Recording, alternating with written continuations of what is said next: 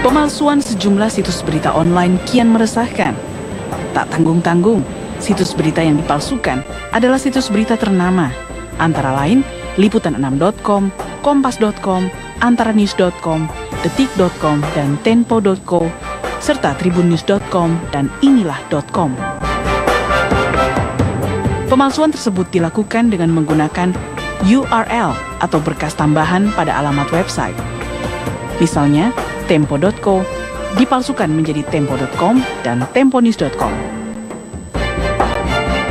Tak hanya tempo.co, situs berita liputan6.com juga dipalsukan dengan menambah embel-embel news.com di ujung alamat web yang asli.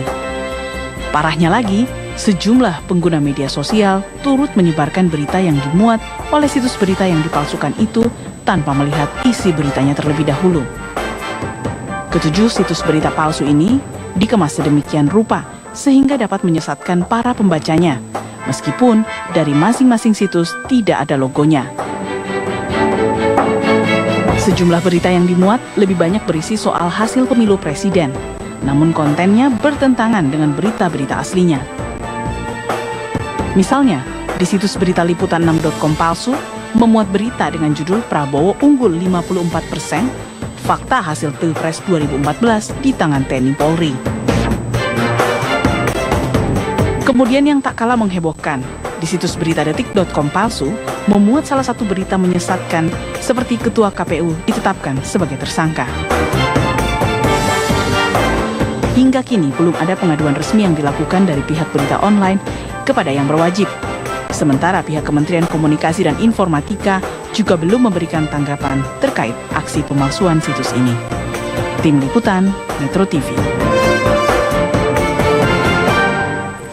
Maraknya situs palsu yang mencatut situs asli menjadi perhatian serius pengamat media Nukman Lutfi. Lutfi menilai situs palsu tersebut memanfaatkan respon masyarakat atas sebuah kasus yang ditulis oleh situs resmi. Hasil tulisan situs palsu dikhawatirkan akan menyebarkan berita bohong dan dapat mengadu domba masyarakat. Ini para pengguna media sosial yang biasanya reaktif menyebarluaskan apapun yang kita anggap benar, mulai sekarang hati-hati. Sebelum kita menyebarkan informasi, meskipun kita anggap benar gitu ya, cek dulu informasinya dari mana. Ya.